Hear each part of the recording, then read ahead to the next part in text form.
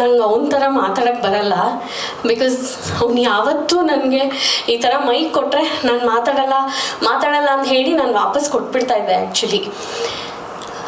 But ಇವತ್ತು ನನಗೆ ತುಂಬ ಖುಷಿ ಆಗ್ತಾ ಇದೆ. ಅಂದರೆ ಇಷ್ಟು ಜನ ಬಂದಿದ್ದೀರಾ, ಇಷ್ಟು ಜನ ಮಾತಾಡ್ತಿದ್ದೀರಾ ಅವನ ಬಗ್ಗೆ.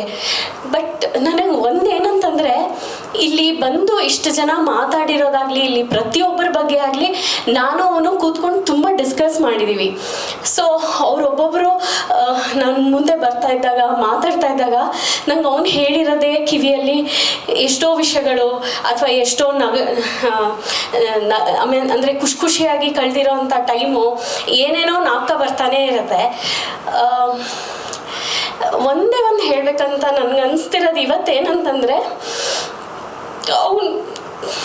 ಅವ್ನು ಬಿಟ್ಟು ನಂಗಿರೋಕ್ಕೆ ಗೊತ್ತಿಲ್ಲ. ಬಿಕಾಸ್ ನಾನು ಬೆಳಗ್ಗೆ ಎದ್ದಾಗ್ಲಿಂದ ರಾತ್ರಿ ಮಲ್ಗೋವರೆಗೂ ಹೆಂಗೆ ಡೇ ಸ್ಟಾರ್ಟ್ ಮಾಡೋದು ಅಂತ ನಾವಿಬ್ಬರು ಜೊತೆ ಕೂತ್ಕೊಂಡು ಪ್ಲ್ಯಾನ್, ಅಂದರೆ ಇವತ್ತು ಹಿಂಗೆ ಎದ್ವಿ, ಇದು ಮಾಡೋಣ ಅದು ಮಾಡೋಣ, ಇಲ್ಲ ಏನೂ ಮಾಡೋದು ಬೇಡ, ಇವತ್ತು ಸುಮ್ಮನೆ ಇಲ್ಲಿ ಕೂತ್ಕೊಳ್ಳೋಣ ಅದು ಮಾಡೋಣ ಅಂದು ನನಗೆ ಡೇನೇ ಗೊತ್ತಾಗ್ತಾ ಇಲ್ಲ. ಡೇ ಆ್ಯಂಡ್ ನೈಟ್ ಆ್ಯಕ್ಚುಲಿ ಗೊತ್ತಾಗ್ತಾ ಇಲ್ಲ ನನಗೆ.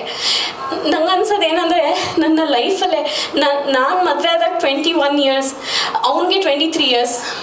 ಆವಾಗಿಂದ ಇವಾಗಿನವರೆಗೂ ನಾನು ಅವನು ಯಾವಾಗಲೂ ಮಾತಾಡ್ಕೋತಾ ಇದ್ವಿ, ಜೊತೆಲೇ ಬೆಳ್ಕೊಂಬಂದಿದ್ದೀವಿ, ಜೊತೆಲೇ ಇದ್ದೀವಿ, ಎಲ್ಲ ಜೊತೆಲೇ ಮಾಡಿದ್ದೀವಿ. ಅಪ್ಸ್ ಆ್ಯಂಡ್ ಡೌನ್ಸ್ ತುಂಬ ಇತ್ತು ಅವನ ಲೈಫಲ್ಲಿ. Life was never easy. But ಇವತ್ತು ಹೆಂಗೆ ಅನಿಸ್ತಿದೆ ನನಗೆ ಅಂದರೆ, ಅವ್ನು ಸತ್ತು ಬದುಕಿದ್ದಾನೆ ಅನಿಸ್ತಾ ಇದೆ, ನಾನು ಬದುಕಿ ಸತ್ತೋಗಿದ್ದೀನಿ ಅಂತ ಅನ್ನಿಸ್ತಾ ಇದೆ.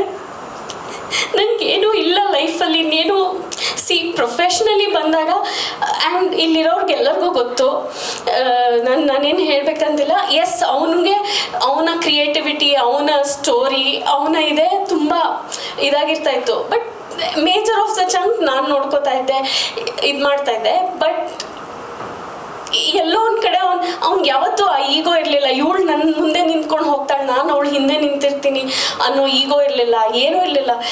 ಎಲ್ಲದಕ್ಕೂ ನನ್ನನ್ನು ಮುಂದೆ ತಳ್ಳಿ ನನ್ನನ್ನು ಈ ಮಟ್ಟಕ್ಕೆ ತಂದಿದ್ದಾನವನು. ಗೊತ್ತಿಲ್ಲ ನನಗೆ ಬೇರೆದೇನೂ ಬೇಜಾರಿಲ್ಲ, ಅವ್ನು ನನ್ನ ಜೊತೆ ಇಲ್ವಲ್ಲ ಅನ್ನೋದು ನನಗೆ ಗೊತ್ತಾಗ್ತಾ ಇಲ್ಲ. I don't know how I am going to deal with this. ಗೊತ್ತಾಗ್ತಾ ಇಲ್ಲ, ಅದಿನ್ನೂ ಗೊತ್ತಾಗ್ತಾ ಇಲ್ಲ ನನಗೆ.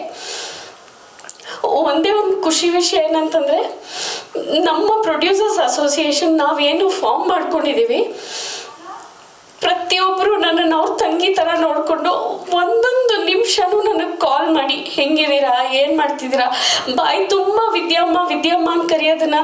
ಅವ್ನು ಇರೋವಾಗಲೂ ಅಷ್ಟೇ, ಎಲ್ಲರೂ ನನಗೆ ಫೋನ್ ಮಾಡ್ತಾಯಿದ್ರೆ, ನಿನಗೆ ನೋಡಿ ಎಷ್ಟು ಜನ ಇದ್ದಾರೆ ಅಂತ ಯಾವಾಗಲೂ ಹೇಳೋನು.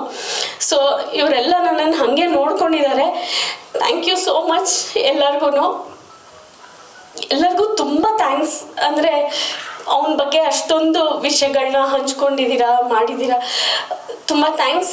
ಬಟ್ ಎಲ್ಲೊಂದು ಕಡೆ ನಮಗೆಲ್ಲರಿಗೂ ಬೇಜಾರಿದೆ. ಆ ಬೇಜಾರು ಹೆಂಗೆ ಅಂತ ನನಗೂ ಗೊತ್ತಿಲ್ಲ.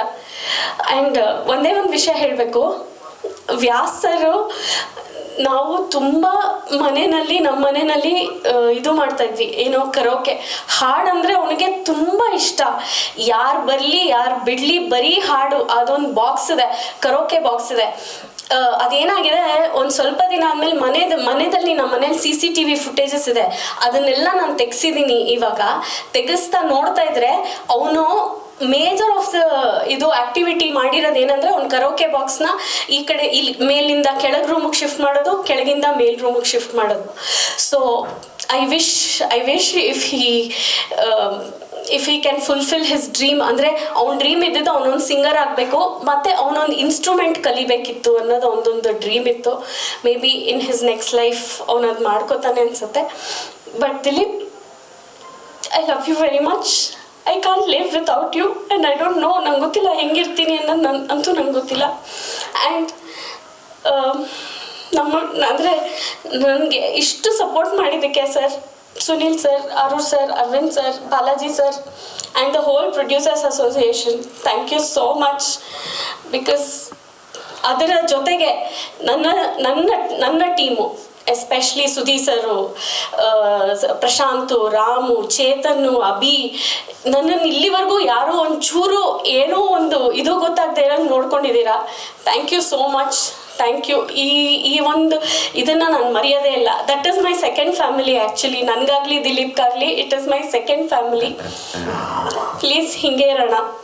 ಬಿಕಾಸ್ ನಿಮ್ಮೆಲ್ಲರಲ್ಲಿ ನಾನು ದಿಲೀಪನ್ನು ನೋಡ್ತೀನಿ.